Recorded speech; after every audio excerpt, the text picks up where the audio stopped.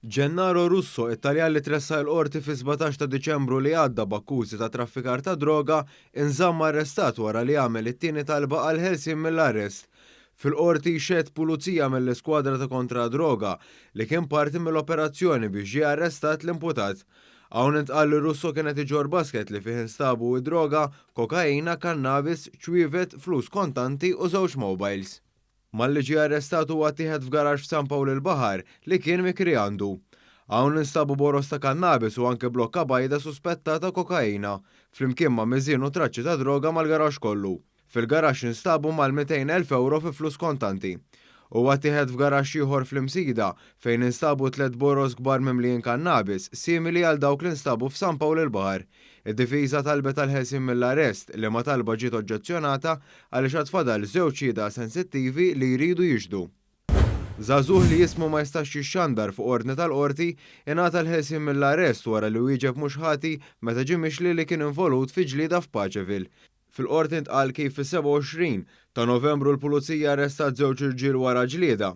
Missier il-vittma mar l-assa tal-Pulizija biex jirrapporta u l-Pulizija marru fuq il-post u għarfu lill-akkużat. Il-prosekuzzjoni spjegat kif il-vittmi kienu qegħdin biswit ristorant meta l-akkużat kellu xi jgħid magħhom. U allegatament għalaw daqqiet tapon fuq rashom u wiċċhom u anke ntlaqtu minn friskun. Din il-ġlieda ma deret fuq l-ebda kamera tas-sigurtà u l-akkużat ingħata l-police bail. Minkejja dan il-Pulizija rċifiet żewġ rapporti li l-akkużata viċina wieħed mill-vittmi u offra li ħallaslu għal kura medika u qallu li aħjar ikun ħabib milli jkun għadu tiegħu. Dan ikkonfermah l-akkużat stess meta ġie mistoqsi mill-Pulizija. Il-qorti għandha biżejjed provi biex tpoġġi żewġ Libjani u 5 kumpaniji taħt attakkuża marbuta ma' ħalsil ta' flus, hekk kif dawn allegatament ma ddikjaraw ebda dħul lill-awtoritajiet filwaqt li ddepożitaw 100,000 ta' euro fil-kontijiet bankarji tagħhom. Dan ħareġ kif kompla jinstema l-każ ta' Hesham Zayed u Wessam Mohammed Edernawi u l-kumpaniji tagħhom li tresqu l-qorti għall-ewwel darba f'Novembru li għadda. Hawn intqal kif l-evidenza eżistenti turi stampa ċara tar-rabta bejn iż-żewġ Libjani flimkien mal-kumpaniji u operazzjoni kriminali li ħaslet miljuni ta' euro fi flus kontanti.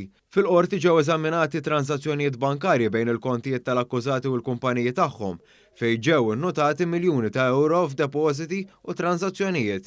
Ġie nnotat ukoll li minkejja li Zayed kien irreġistrat li ma jaħdimx kien involut f'madwar 40 kuntratt marbuta ma' proprjetajiet u kellu 15-il karozza reġistrati f'ismu.